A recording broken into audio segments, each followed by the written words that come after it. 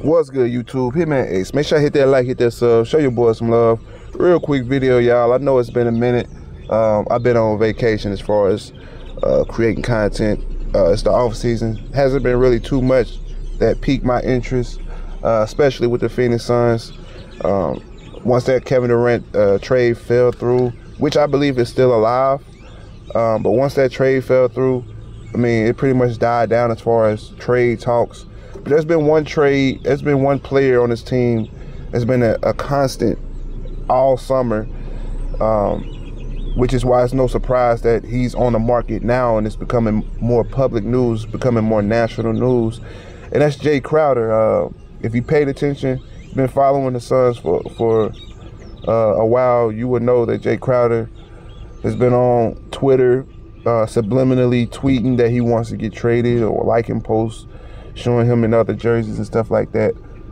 Listen here, this is a guy, I'm kind of on the fence about this, because this is a guy that I really appreciate and I really respect on this team.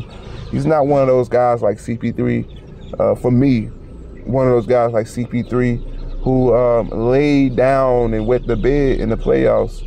I understand he may shoot ill-advised shots.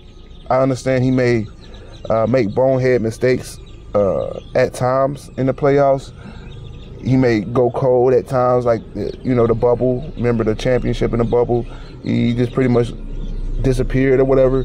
But one thing that's always been consistent about him is his aggressiveness and, like I said, just his competitiveness overall. And to trade that away, you would have to get somebody back. And for me, you would have to get somebody back equivalent to that or better. And there's not too many guys out there that fit that mold.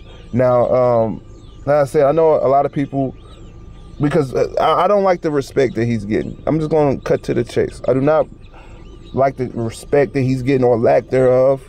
I feel like we're treating him like a Broad Street hooker. We're treating him like a guy that could just be traded and replaced easily. We're forgetting that he came to us for the low. He came to us when we weren't a playoff team. I understand we had CP3. We just signed CP3 at that moment. But Jae Crowder sacrificed a lot for this team, man. And if this is a Jae Crowder appreciation video or whatever you want to call it, I'm going to start with that. I mean, he sacrificed a lot for this team. He's the quote-unquote tough guy on our team, or, you know, that gritty guy, that dirty work guy, right? So all that being said, once again, I ask you again, how are we going to replace that with just a willy-nilly trade? You don't replace it. So you have to look at other avenues. Like, okay, where do we lack at? We lack in shooting. We lack in size. So understandably, I see why, okay, Bogdanovich and Jordan Clarkson are on the table, but you got to look at the pros and cons in that. Yes, sure, that we improve offensively exponentially, but defensively we take a major step back, and to me that's the biggest flaw in a trade like that. You know, I think we need to look at it from a broader view, not just from the macro view. Or, you know what I mean? You get what I'm saying? Like, we have to look at it from the long-term view. Jae Crowder's expiring contract, I'm not sure how many years Bogdanovich has on his contract, or Jordan Clarkson, but we will be tied into those deals, especially if it doesn't work for a while, you know, and then we'll get less for them if we were to try to trade them later on down the road. So, yes, okay, I get it. We have to trade Jae Crowder. We could probably go into the season without trading him, because I believe he's a professional, but more than likely we're going to have to trade him. Seeing how he's an expiring contract, we're going to have to trade him, and right now is the best time to trade him. So I'm gonna let y'all look at this deal first that True the King had inboxed me. Shout out to True the King. Make sure y'all go subscribe to his channel. He'd be in my inbox and showed me a trade proposal or whatever. I think he made this trade up, I'm gonna be honest with you, but I'm gonna let y'all see it first, and then I'm gonna come with a few trades or players I feel like we should target. But this the one he sent me, right?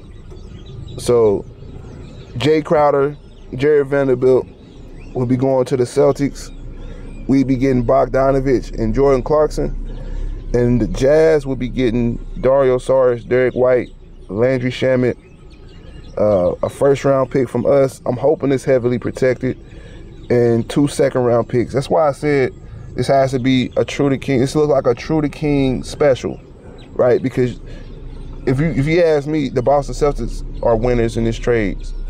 I mean, you improve defensively. You get a little bit of shooting with Jay Crowder. This is easily a win for the Boston Celtics. Even the Jazz come out somewhat good from this trade. They get multiple draft picks. They get a first round from us, a first round from next year from us. I mean, that's a win for the Jazz, right? And we just get, like I said, Jordan Clarkson, who I like, but he still has 2 years on his contract, and apparently Bogdanovich is an expiring deal. So this is an okay trade as far as the Suns are concerned. This is a great trade for everybody else, though. You know, and that's why I'm like on the fence about it. I'm like, yeah, all right, it's cool. We get off of Dario Saric, which he's an expiring deal, so it doesn't really matter. And I would be interested in seeing how Dario looks for our team next year. We haven't seen him all year. Last time he was on the court for us, we was in the NBA Finals. But I'm just not sure about this trade. There are a few players that I would like to target, though.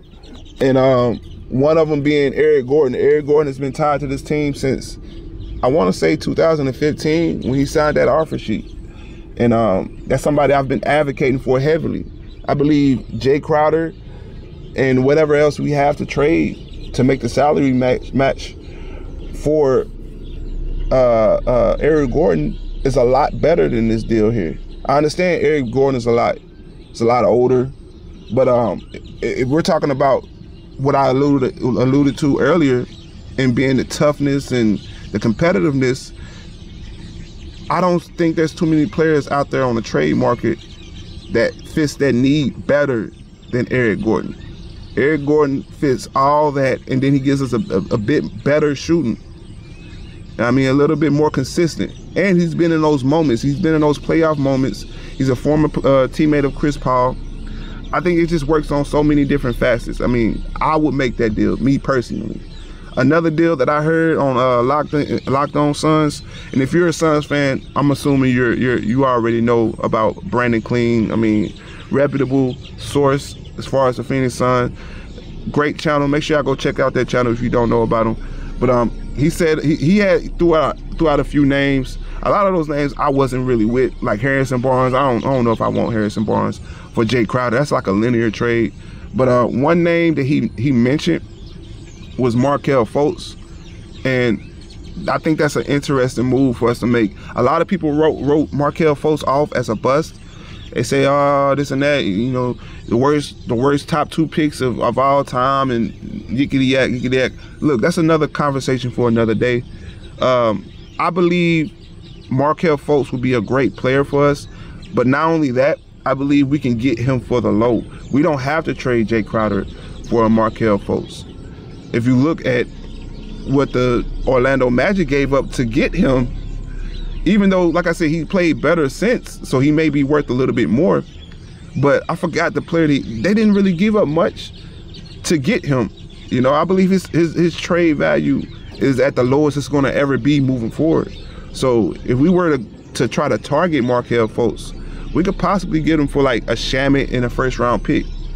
I believe that's a great move. I'm not sure what Markelle Fultz is making, but that's an underrated move. I'm kind of impressed that he said that name, because as somebody I've always thought about us trying to get, but I never believed it was realistic.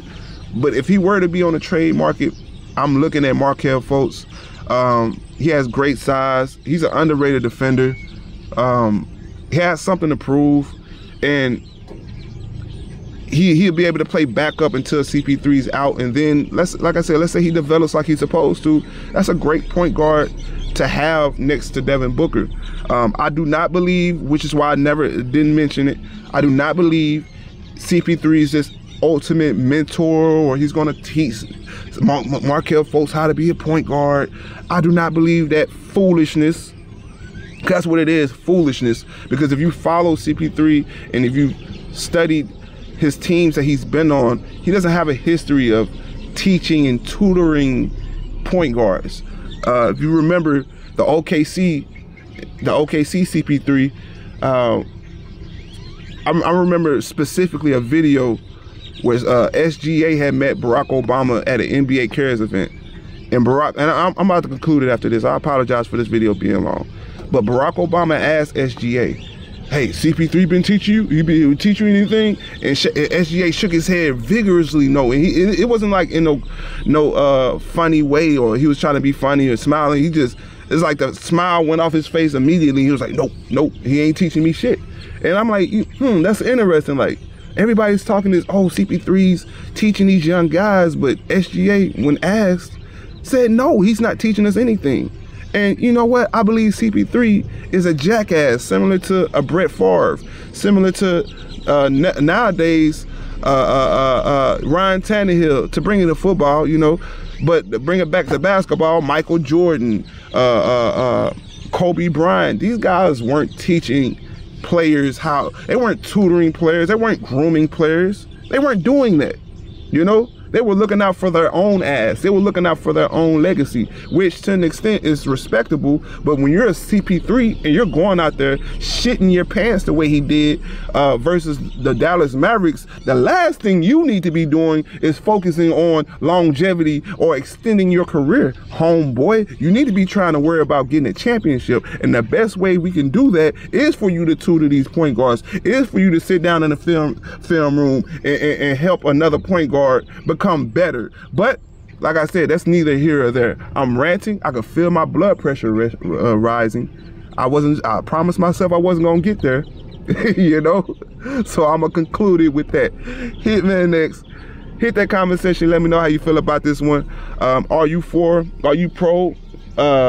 this trade? Are you for this trade? I mean, like I said, it's an okay trade, but we'll see. Like I said, Hitman X, hit that comment section, let me know how you feel.